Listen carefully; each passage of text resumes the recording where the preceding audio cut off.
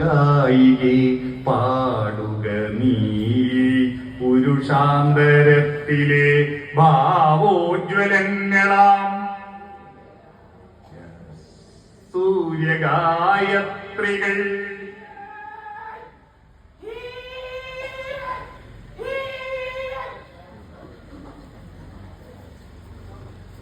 സൂര്യഗായത്രി എന്താ? സൂര്യഗായത്രി വേദങ്ങളുടെ മൂലമന്ത്രമാണ്. എന്താ സൂര്യഗായത്രി പറയുന്നത്? നമ്മുടെ അമ്പലത്തിൽ വന്നിട്ട് എന്റെ മോളെ കല്യാണം നടത്തി തരണേ, എനിക്ക് ഇഷ്ടംപോലെ പൈസ കിട്ടണേ, എന്റെ മോന്റെ ബിസിനസ് വിജയിക്കണേ, ഇതുള്ള പ്രാർത്ഥനയൊന്നും അല്ല യഥാർത്ഥ പ്രാർത്ഥന. യഥാർത്ഥ പ്രാർത്ഥന എന്താ?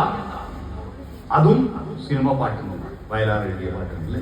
പത്മതീർത്ഥമേ ഉണരു, മാനസ പത്മതീർത്ഥമേ ഉണരു, അഗ്നിരഥത്തിലുദിക്കുമുഷസ്സിൻ അർഘ്യം നൽകൂ, ഗന്ധർവസ്വര ഗംഗയൊഴുകൂ, ഗായത്രികൾ പാടൂ.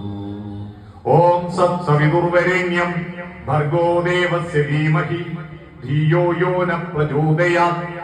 ഓം സത്സവിതുർവരേണ്യം,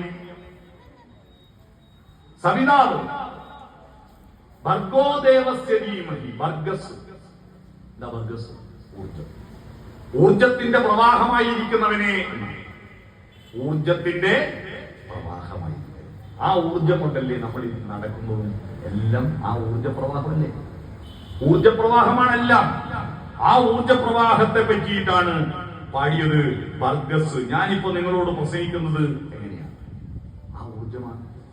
കഴിഞ്ഞ കൊല്ലം ആന്ധ്രയിൽ ഉദിച്ച സൂര്യന്റെ പ്രകാശോർജം കൊണ്ടാണ് ഞാൻ പ്രസംഗിക്കുന്നത്. എന്റെ ശബ്ദോർജം.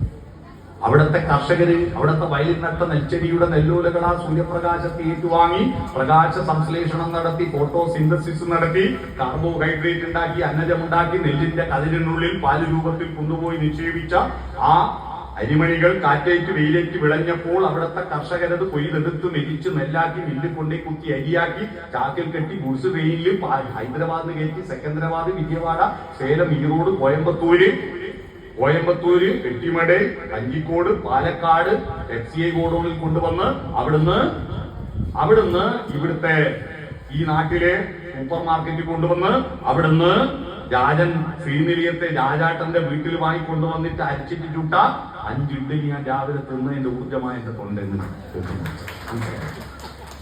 മനസ്സിലായോ? നമ്മുടെ എല്ലാ ഊർജ സ്രോതസ് ആ സൂര്യനാണ്. അതുകൊണ്ടാണ് രാവണവധം നടത്തുന്നതിന് തൊട്ട് മുമ്പ് രാവണൻ ബ്രഹ്മാവിന്റെ വരദാന ശക്തി കൊണ്ട് ഒരു വിധത്തിലും മരിക്കുന്നില്ല.